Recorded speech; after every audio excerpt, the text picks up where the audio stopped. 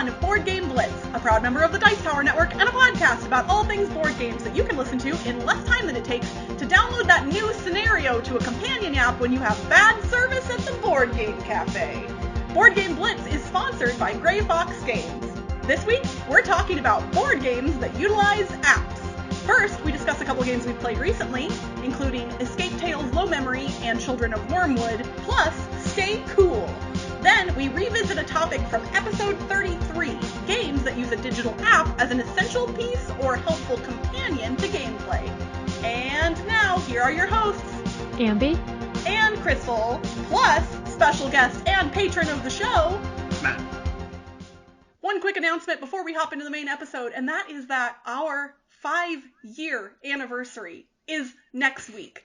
It has officially been 5 years since we started the podcast, which just blows my mind in ways that I cannot express.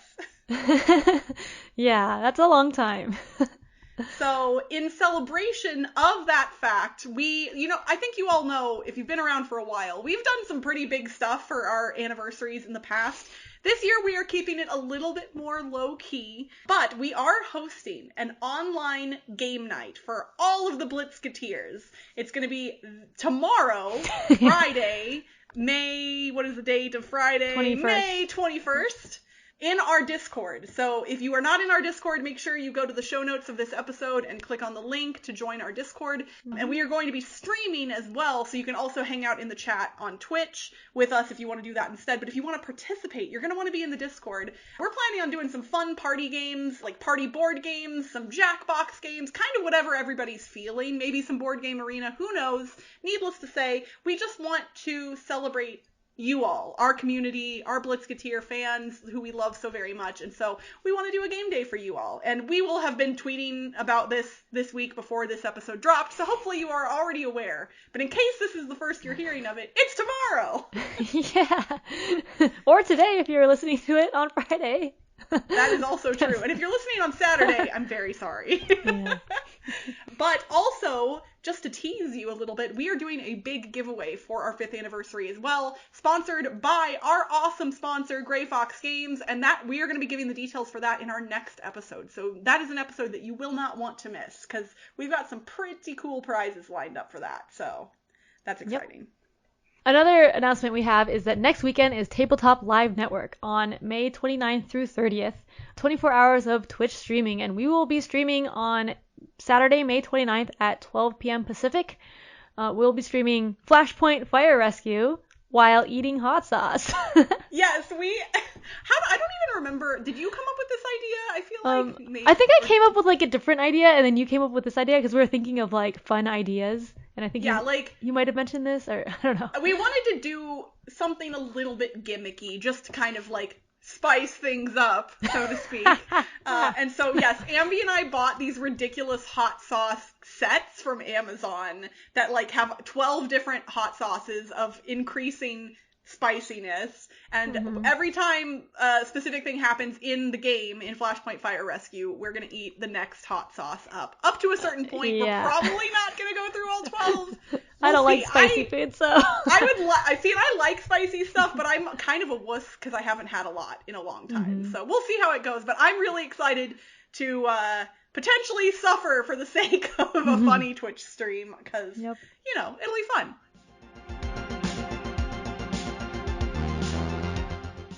I got a couple of review copies of games from Board and Dice. I got Escape Tales Low Memory and Escape Tales Children of Wyrmwood, which are both games in the Escape Tales series.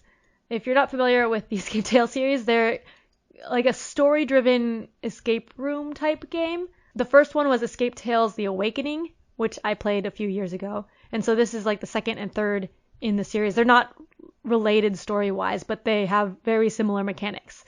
The mechanics have like some slightly new things in each of the new games, but if you've played the first one, there's just like a sheet telling you how it changes in the new ones. So for both of the games, they take quite a long time. They have, I think, like 3 chapters each, and you can do each of those in one session. Actually, for Low Memory, it was 3 sessions that we did, and for Children of Wyrmwood, it was 2 sessions that we did. But I think for us, they were longer sessions in Children of Wyrmwood. The time on BGG says 360 to 540 minutes and 450 minutes for the second one. So they say a long time. It didn't take us that long, maybe like 3 hours for Escape Tales Low Memory and maybe like 4 to 5 hours for Children of Wyrmwood. So still a good amount of time. Yeah, that's a decent chunk of time. Yeah, because a lot of it is reading. It's like a choose your own adventure game where you're reading text and doing puzzles. So both of the Escape Tales games were designed by Jakub Kaban and Bartosz Idzikowski. Low Memory was published in 2019 and Children of Wyrmwood in 2020. I enjoyed both of them. I played them both with Toby, 2 players. So like one of us was handling the app, which it comes with a web app. Not one that you download, but just like on their website. You go on their website and then it like remembers, I guess, cookies or something where you are in the game. And so that is how you do all the puzzles. So you enter in codes for the puzzles.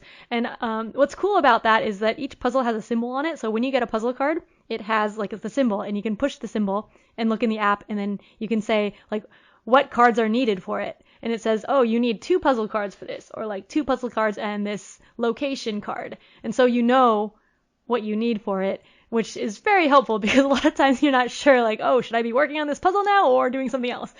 So, yeah, like, I've only played The Awakening, but that hint system is very helpful. Yes. Anytime now that I come across an escape room game that gives you the ability to just see what components are needed, I'm like, just look at that. Like, let's just know. That way I'm not sitting here going, why can't I figure this out when I'm missing, like, half of the puzzle, basically. Yes. But like outside of that part of the hint system, I think the rest of the hint system I did not like at all. For most of the puzzles, the hints either didn't make sense or like they didn't guide you, or like there are what you already know and then it just leaps to the solution and doesn't explain the solution at all. Yes. Okay, they did that in the first one too and it frustrated me to no end. Like, I was like, you did not explain this at all. Yeah. So it's like you either know it or you don't. So the hints didn't help there. And so like a lot of times we would be stuck and then we just like go to the solution. So I really like the story of both of them, and some of the puzzles I liked, but some of them were just very frustrating. And I think maybe partly because we just like jumped to the solution, maybe that's why it took less time than it says on Board Game Geek. I'm not sure. But that's like, I want to play for the enjoyment of it. So if I wasn't enjoying the puzzles, then I just, and there are still some that I don't know how the solution happened. I'm the same way, especially the more escape room games I do, the more okay I am with taking hints. That like I used to kind of avoid the hints entirely, and now I'm like, no, like I'll give it a good the old college try, and then if I can't figure the thing out, I'm just gonna get some help, and it'll make the experience more enjoyable. Yeah. So some specific things that made it a little difficult to do some puzzles is that some of them, the puzzles are more like the answer is like a circle or like a stack of things, and then the answer in the app is always a line of characters. So then it's like, oh, the order of the answer is like you do the top of the triangle and then the next 2 and then the next 2 or something. But then you're entering in it as a line, which is kind of confusing if you're more of a visual person. And then there were some puzzles. I think this happened more in Children of Wyrmwood than Low Memory, but there are some puzzles that like, oh, you have these dials and you're supposed to turn the dials or something. Or like, you know how in exit games you cut up things and then rearrange it. But in these Escape Tales games, you don't cut up anything. You're just looking at pictures on cards. So you're supposed to visualize like cutting out the things and rearranging it. But it's just like on a card and you don't cut it up. So that's pretty difficult sometimes. Yeah. Or you might want like tracing paper for something for filling in stuff. So some of the puzzles are pretty hard to do like that. So like just like the way it's done is difficult. Some of the puzzles I liked though. In Low Memory, there were puzzles that were more solo and like logic puzzles, which I like, but then Toby just sat out because he didn't want to do them. So like it's more like a solo puzzle experience for some of those, and some of the puzzles were a little tedious. But I liked the hard puzzles for some of those. It's just, if you don't know how to do them, the hint system does not help. So, yeah. But I still enjoyed it, even with the frustrating puzzles, because I really liked the story. And for both Low Memory and Children of Wyrmwood, there's a branching story. It's a dark story, not for children. So I'd say maybe like teenagers. I don't really know when kids get old enough to, for like the dark stories that are in here, because it involves like death and killing and stuff. So not for young children. And then there's lots of branching storyline too. In Children of Wyrmwood, there were a lot of different endings, and the app actually has, like, once you finish, the app tells you, oh, you can just read all of the different endings. So you can go through all of them, but there's so many I didn't read through all of them because it depends on a lot of different things. So, like, if you're like me and want to read everything, you can read all the endings. Although you might not be able to read, I mean, you can. It's harder to read everything during the game because it's a booklet with a lot of passages in it. So it's hard to remember where you went. So are there enough paths in it that you could play it multiple times and likely see different stuff in addition to the different endings? Yeah, so there were at least 10 puzzles in Children of Wyrmwood that we didn't see. Okay. I don't remember how many in low memory there were, but I think there were less in low memory that we didn't see. That might just be like we might have explored more in low memory. So yeah, like there's a time element because you have these action tokens that you're using to spend on reading the passages, and so you want to use as few of those as possible. So we kind of rushed through Children of Wyrmwood, I guess, because we had leftover action tokens at the end, so we could have done more. But yeah, you could go through multiple times. I don't know if I would want to though, because like the story is still similar. It's just like kind of branching, and it's kind of leaning towards a similar ending and similar big things. And because like the puzzle part actually wasn't as exciting as the story part because of all the frustrations, I don't want to play them again. Okay. But yeah, that was Escape Tales Low Memory and Escape Tales Children of Wyrmwood. Awesome. I have Low Memory. A friend gave it to me forever ago, and I still am going to play it at some point. I don't have Children of Wyrmwood, but I am curious about that one as well. I liked The Awakening, so. Oh, one cool thing about Children of Wyrmwood is it had a map. I don't think that's a spoiler. Yeah, that's pretty cool. Yeah. Well, I am excited to say that I am fully vaccinated, as are a few of my friends from my local board game group, which means we've started having in-person board game days again. We're not doing public meetups yet. That's a step a little bit too far for us personally, but we're hanging out at my house.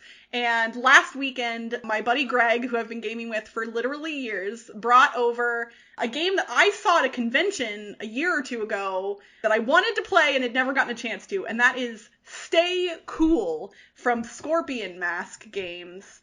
Stay Cool is designed by Julian Sentis, and it is a party game that is all about multitasking. I was immediately enamored with the concept of this, and I had seen some people playing it at a convention and just never gotten a chance to play it myself. So in Stay Cool, if you are the active player, you have to complete tasks to earn points. But the thing is, the tasks are coming to you from two different directions. So the way the game works is, depending on the number of players you have, we're going to say that you have at least a few other players around you. The person on your left is reading you really simple trivia questions that you just have to answer out loud. They are things that literally anybody would know. Like, what color does the stoplight turn when you have to stop?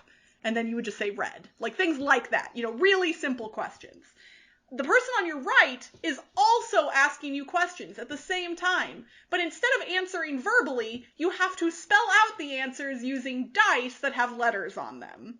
So they can't speak simultaneously. They have to take turns speaking, but they are going back and forth basically asking you questions, and you have to answer verbally to one person and in dice letters to the other person. And your brain glitches immediately. Like, it's so funny. And the added twist on that is there's a timer, and it's a 30-second timer that you get to flip over a number of times to total 2 minutes for each round. In round 1, somebody else is controlling that timer. They're doing everything for you. You don't have to pay any attention to it, but when the 2 minutes is up, they'll just tell you. Then, when you go around the table a second time, you have to control the timer's flipping. So it's a 30-second timer, and you have to tell the timekeeper to flip the timer before the sand runs out each time. And if you don't, your round ends early. Oh my gosh. Then, the third time around the table, you have to control the timer again, but it's hidden behind the lid of the box. So you can't see the timer. You just have to like be like, oh god, has it been 25-ish seconds? Okay, flip it. And it's so funny because at least two of us before our rounds were like, I'm not going to remember to flip that dang timer. And when we played, you just get so focused on answering the questions, and the fact that the timer is hidden visually, your brain literally forgets that it exists. Like, it's just, and so your score each round is, both of the cards that have trivia questions on them have point values that escalate. It's not 1 for 1, like it's not each question is worth a point, but as you get more questions on each card, your score will go up, and then you multiply the two numbers together. So if you get 2 points on one card and 3 points on the other, then you get 6 points for the round. It is so much fun. I cannot tell you, like, when you start gaming in person with people and they want to play a party game, this is the game that you should play with your friends at a party when you can do that safely, because this is the type of game that we never could have played remotely, like, with any real, I mean, we could have, but it would have been incredibly difficult, basically. So, I highly recommend it. I really enjoyed it. I think it's available pretty much everywhere. Like, I want to say this made it into mass market stores. But yeah, it's called Stay Cool. It's got a funny cartoon bomb on the front of the cover. Pretty noticeable. So I highly recommend it. I really loved it. I cannot wait to play it again. Yeah, that sounds really hard and also really fun. I just added it to want to play list. Nice. Yeah, no, you love real-time games, and I bet you will be really good at this too. You'll literally be spelling one word and saying the other one at the same time, where I'm literally, like, when I'm playing, I'm like, the whole time, even though the questions are so easy. Yeah, it's I'll just funny. fail at answering the questions. I mean, yeah, that's... It's funny how much my brain was glitching, and everybody else too. It was so fun. This is one of those games that's really enjoyable just to sit back and watch happen too. Yeah. So if somebody doesn't want to play, they can still enjoy the shenanigans. Yeah. So that was Stay Cool.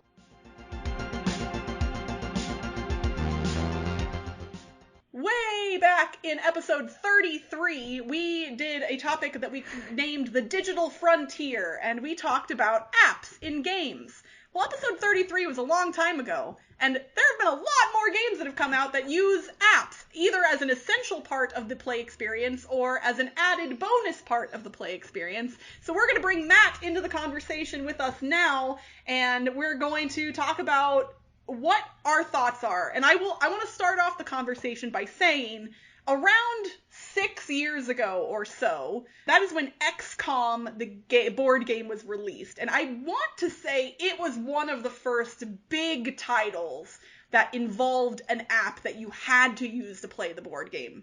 And a lot of people in the board game community were kind of spazzing out about it. Like, oh, this app isn't going to be supported after X amount of time, and, you know, we don't blah, blah, blah. Everybody was kind of complaining about apps in board games. And I think, for me personally, that the board game community has become a bigger fan in general of apps in games, or more tolerant of them at least. What are your all's thoughts on that? I don't know about the community because I haven't seen it recently as much, but yeah, like, there definitely have been a lot more games with apps, and people are excited more about the game. Like, it seems that games with apps are more popular now because there are a lot of games with apps that have succeeded a lot. Like, Mansions of Madness 2nd edition is, like, super popular. Oh yeah. There are probably other ones that I can't think of right now. Oh, Unlock. Yeah, the escape rooms are a great place to use apps in, and can sort of hand wave away a lot of those concerns about long time support of a game, because once you play it and you're done, it doesn't matter if the app's available a decade from now. Yeah, that's true. I really like apps for escape room type games. Like, Unlock uses them very creatively, and then I guess I was talking about Escape Tales, which uses it for doing the answers, and then for Children's of Wyrmwood, it actually had, like, the ending text in the app, which is nice too. Oh, cool. Yeah, there have been quite a few games that have come out that utilize apps to great success, I would say. But there is still, even for me, I do enjoy a lot of games that use apps, but I also sometimes have that little moment of like kind of wanting to keep my analog and digital experiences separate to some degree. And I've definitely been shifting away from that as time has passed and more games have come out. There's a couple of different geek lists on Board Game Geek. There's one that has a list of official companion apps. They are officially provided by like publishers to help out with board games, but they are not required for gameplay. And there's a surprisingly large number of those. And then there is also games that require an app to play. And there's a pretty large number of those now as well. Like, kind of shockingly. Yeah. Like, I pulled up these lists and I was like, oh, yeah. And, like, it's funny because some of these games I don't think of immediately, even though the app is such a big part of the experience. Like, for me, Forgotten Waters would be one of those. Like, the app, the digital, the website, you know, like, is like such a huge part of the game. But when I was thinking about app games, that didn't immediately come to mind for me. I guess they've been integrated better into games, so they're more like a part of it that you don't really think of it as an app as much. So I haven't played Forgotten Waters, but that's how I assume it is. It's like part of the game so much that like you don't think of it as a separate app maybe. I don't know. Well, it's interesting. So for Forgotten Waters specifically, it helps you with the timer when you are placing your people to go do actions. Like that, it controls the timer, which is great. And then it also gives you all of the story and the voice narration. So, like, you wouldn't be able to immerse yourself in this world as effectively without that digital component. It's not possible. And so I really appreciate it for that. Although I have a friend that played Forgotten Waters with me and really didn't like the game because of how slowly it moved when we were listening to the voice narration. Like, it is a much slower experience if you are listening to the audio, like the narration, instead of just reading it yourself. Yeah. There was a game that we played, that Toby and I played with an app that read out text. I don't remember what it was. It was probably some sort of escape room type game or story game, but like we ended up just reading the text and skipping over the voice narration because we're impatient. So yeah, I can see that point of view. For sure. So Matt, you kind of shared some thoughts with us before we recorded the episode, but I would love to hear your thoughts on apps in games in general, kind of. Like, what are your thoughts on that? I don't have a ton of them in my own collection. I'm a little reluctant to add them for some of those worries about where an app is going to be, 3-5 years down the road. And I'd definitely be worried about having to make my next phone purchase around what board games needed to be supported down the road, right? I mean, maybe for Windows type apps, it's a little bit different because you have greater confidence that you'll be able to get to it. Definitely changes the way that we interact with board game publishers as opposed to I buy a thing and it's mine and we don't ever have to interact again. You need a publisher to continue to interact with a company that provides a store, and then you need to continue to interact with them as well. I think escape rooms are a good spot to do a lot of that because it gets rid of those concerns. And there's also some things that you can do with board game apps that you can't do anywhere else, not only in the narrative sense, but like I think it was Chronicles of Crime, like added new content using existing assets just by continuing to update the app. Yeah, it's like a free expansion almost. Yeah, that's pretty cool. Yeah. Or even if they make you pay for it in the app, like as an add-on content, it's usually going to be cheaper than buying a physical expansion. That's true. Yeah. Well, and apps and board games have also kind of allowed for some really innovative stuff to hit the board game space. I think one of the best examples of that would be DropMix. DropMix, for the record, I still love.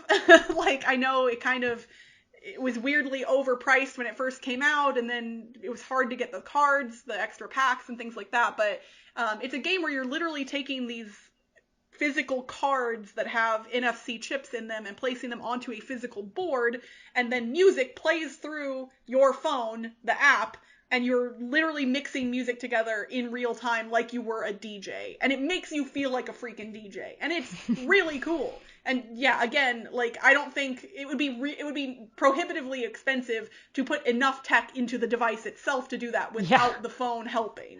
So, like, that game couldn't have existed otherwise. The other big thing that I think apps have allowed games to do is, I'm going to say this with like an asterisk, but I think it allows for better variability in certain types of games as well. and the asterisk there is most games do not need as much variability as people say that they do. Like, people are like, oh, what's the replayability on this game? And it's like, are you really going to play it even 20 times? Like, probably not, so chill out a little. But in a game, for instance, like Awkward Guests, where you're solving a mystery, the book that comes with Awkward Guests has cases in it, and you can solve it without the app. But if you do that, you can only check the correct answer one time. You can make a single guess and then verify if you are correct or incorrect, and that's the end because you have to see the answer. If you use the app, you can input what you think, and it'll just tell you if you're right or wrong, and you can keep going and make additional guesses.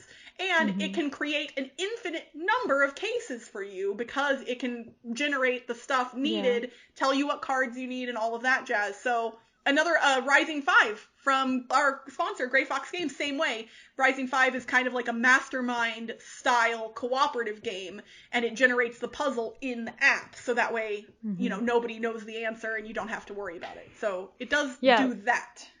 Yeah, apps are good for things where, like, you would normally need a dungeon master or someone else, like, overseeing stuff. So, like, another deduction game, Alchemists, they have an optional app. So they have a way for a player to do, like, check the deductions and stuff, but then that player has to not be playing, I think. Yeah, that player literally has to just be, like, a bookkeeper, and that does not sound like fun. I mean, some people that might be their jam, but... Or you can use the app, and then everyone can play, so that's nice.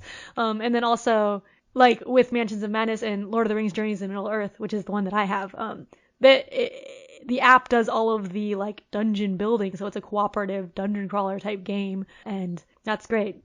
But one problem with the app is that if you switch devices or, like, upgrade your device and forget to save the app, then you lose your stuff. Oh, no. So if you, like, started a campaign, hypothetically, and then, like, we're a few scenarios in, then you have to restart.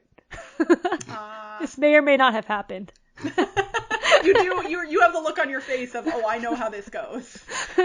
Well, we were only a few scenarios in, but yeah. Could have been worse, but still not the greatest. Yeah. I think that some of the most unique games in my collection involve apps to some degree. I think Mansions of Madness is definitely one of them. Another one, which is really different than Mansions of Madness as a good counterpoint, is Beasts of Balance, which is a stacking dexterity game where you have these plastic pieces that are all shaped like animals and other objects, and you stack them onto this tower, and then in the app, those animals that you put onto the tower show up on the screen, and there are cool ways to, like, combine animals. So in the physical space, you put, like, an octopus, and then you put a specific thing on top of the octopus, and then you put another animal on top of that, let's say an elephant. In the app, it will literally show you what this new animal looks like, this weird hybrid between an elephant and an octopus, and it exists in the app now. And, like, that's so cool to see the cool combinations you can make. Like, it's really neat. Really and neat. the stacking game is fun in and of itself. You could play Beasts of Balance, but just as a normal stacking dexterity game. But, like, where it really shines is the combination with the app itself. That's cool. Yeah. I'm trying to think of my favorite game actually does not have an app, but it came with a CD. And so, like, Space Alert comes with a CD? It comes with a CD because you have a soundtrack telling you, like, when the enemies are appearing and stuff. So there's, like, different tracks for the different difficulties or whatever. Okay. And I've actually never played it with the CD because there's a unofficial app that you can use instead to randomize what comes out when, and it, like, increase the difficulty and stuff. You randomize all that. So yeah, like, that's very nice with an app because it's always different and random.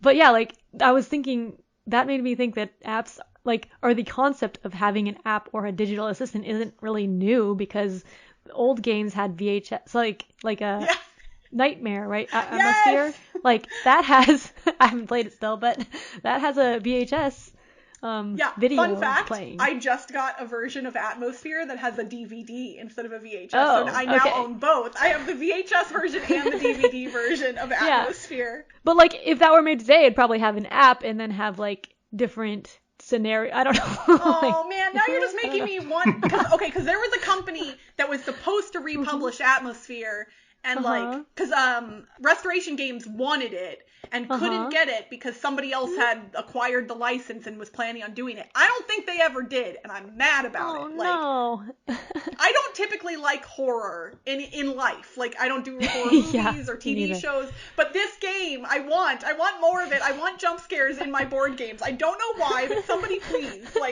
just give me more of this creepy guy that's gonna yell at me and make me anxious. And that was a weird sentence to say. I'm gonna stop talking now. Not sure where to go from there. Yeah, I don't know either, but needless to say, I'm kind of trying to rack my brain and look through the lists in Board Game Geek and see if there are any major releases, titles that people would be generally aware of that have had an app that then lost support. And I personally don't know of any, but that's not to say that it hasn't happened. Yeah, I don't know. I don't know enough of apps or what stayed around or not. Yeah. And even a lot of old games, if enough people like them, people tend to make fan-made apps. If you're thinking of the DVD games, people upload those to YouTube or something, right? Oh yeah, all of the Atmosfear videos are on YouTube. Yeah. I don't even worry, because I don't have a way to play a VHS tape. Are you kidding me? I do not own a VHS player anymore. Although, I have to admit, if I could find one cheap enough, that feels like a more interesting game night. To actually put in the VHS tape. Yeah, that feels like something that I would definitely do. But I don't think VHS players are cheap. I think that they're actually kind of expensive to get nowadays because they're so uncommon.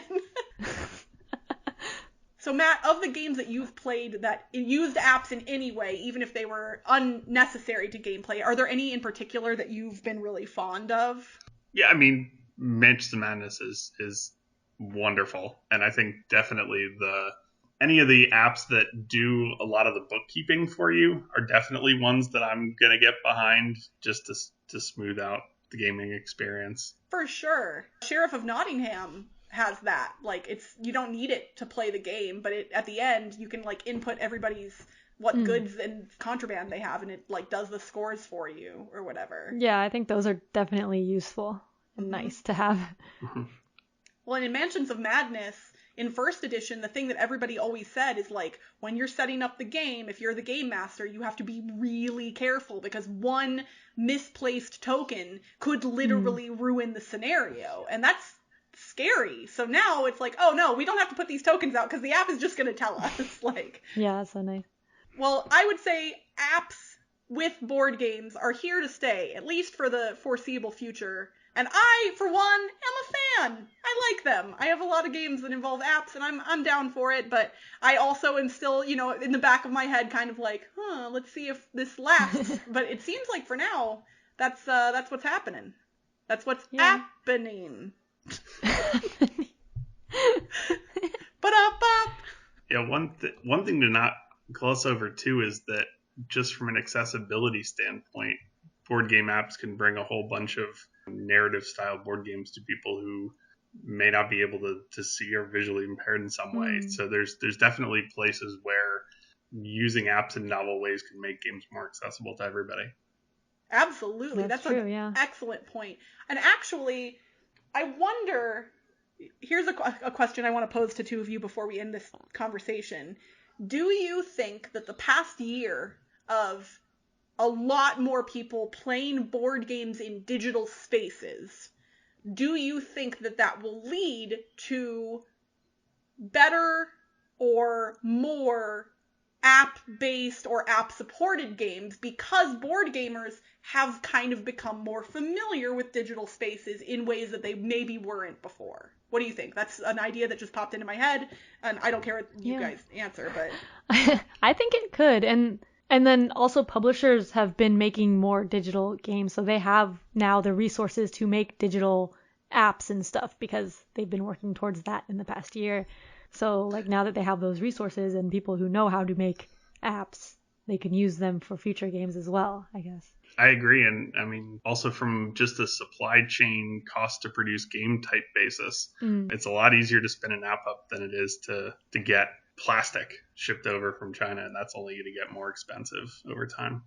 For sure. Especially if you, like, even if you are still making a physical board game, if the app can supplement the experience and make the physical board game cheaper to produce, that could potentially be a benefit to publishers. Like, you still have to develop the app, but I think there's an interesting balance there, and there's a lot of opportunity for innovation and new stuff, and also just different experiences.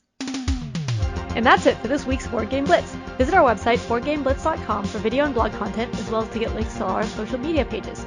This episode was sponsored by Grey Fox Games. If you're still looking to get a copy of After the Empire, it is available on GameFound now. Want to get some Grey Fox games at a discount? They're offering Blitzketeers 20% off non-exclusive items on their website. Just use the code BGBLITZ21 at checkout. Grey Fox Games, quality games cleverly crafted. Join the Blitzketeer community on Discord by following the link in the show notes. You can support the show by leaving us a rating and review on your podcast provider. And if you want behind-the-scenes access and an invite to our private Slack channel, visit patreon.com/BoardGameBlitz. Our theme song was composed by Andrew Morrow. Technical support provided by Toby Mao. Board Game Blitz is part of the Dice Tower Network. Until next time, buy it, use it, tap it, play it, score it, close it, fun, download it. Bye, everyone! Bye! Bye. Do you like getting games at a discount? Well, no. How about, okay, hold on.